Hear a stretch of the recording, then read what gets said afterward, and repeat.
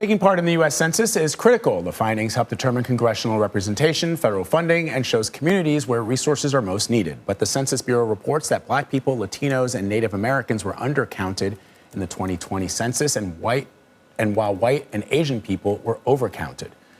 Let's bring in Alicia Garza to talk more about this. She's a co-founder of Black Lives Matter and the founder of the Black Futures Lab Group. The group launched this year's Black Census Project to get a more accurate count and elevate the needs of Black communities. So let us bring in Alicia Garza to talk more about this. She's a co-founder of Black Lives Matter and the founder of the Black Futures Lab. The group launched this year's Black Census Project to get a more accurate count and to elevate, or at least help elevate, the needs of Black communities. Thanks so much for joining us. Thank you so much for having me. So Alicia, first tell us about the work that you're doing with the Black Futures Lab. The work that we do at the Black Futures Lab really aims to equip Black communities with the tools we need to be powerful in politics so we can be powerful in the rest of our lives. We know that the challenges that are facing our communities are vast and they're complex, from the lack of access to affordable housing and healthcare, to the lack of access to the ballot and being able to make decisions over the laws and the rules that impact our lives every single day. We attack those challenges by providing the tools that our communities need to be able to make the rules and shape the rules. And the Black Census Project is the first step in that process. You know, democracy is really about making sure that everybody gets a voice in the decisions that are impacting their lives every day.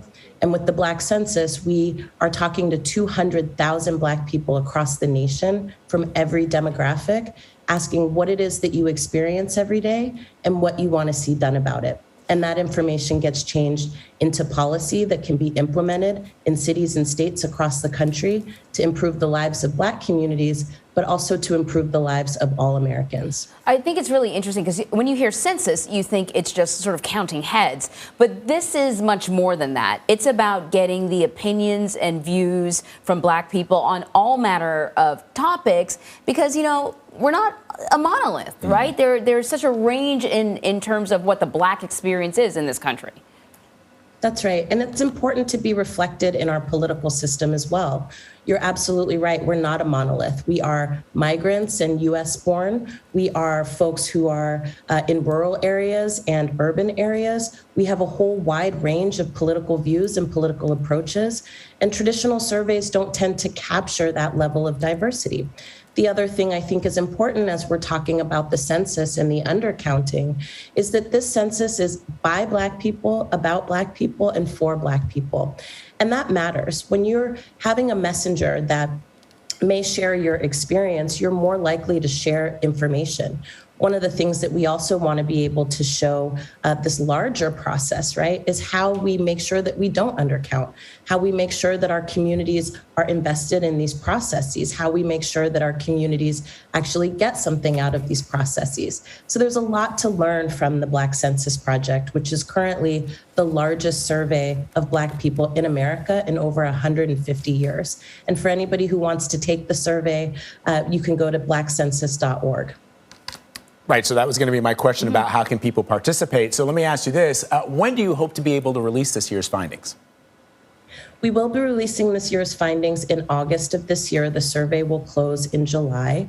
And what we do with this information is two things. Number one, everybody who participates in the survey gets to decide whether or not they want to opt in to being a part of our work in cities and states across the country. So we do not sell information. We do not ask you for your personal data. In fact, you get to choose whether or not you want to follow up with us and be involved in the work that we're doing. But the second thing that's really important that we do is we design a policy agenda that we then use to motivate, activate, and mobilize Black voters across the country. We know that our communities are not motivated by politicians. We're motivated by policies that are rooted in our material interests. And so it's very exciting to see what might come out of the Black Census 2022 and the Black Agenda 2022. We're asking new questions this time, questions about COVID-19, relief and recovery, and how that's impacting you. Questions about where it is that you may take political action. So it's important that you check it out in August. We'll have a lot to say about the policies that need to reshape our lives and what Black folks want to see done about the problems that we're facing every day. So quickly, before we let you go, though, a different topic, I want to get your take on the Senate confirmation hearings for Supreme Court nominee Judge Ketanji Brown Jackson. She's incredible. And I think I was just saying for my podcast yesterday that, Judge Ketanji Brown is every Black woman in this country. I was reflecting on the hearings and the way in which Senator Booker really was just helping her to get grounded, and that one single tear that dropped from her eye. Every Black woman in America has had that moment. And so this is a historic moment. She's the most qualified Supreme Court nominee, and we're very excited for the possibility of her being the first Black woman to ever serve on the court, but also the progress that we can make in terms of changing the direction of the court and making sure that the Supreme Court is moving towards expanding rights and privileges for everyone, not restricting them like they are right now. Yeah, I know a lot of people that watch those hearings from start to finish, and those are some long days. Okay. Alicia Garza, thank you very much. Thank you for having me.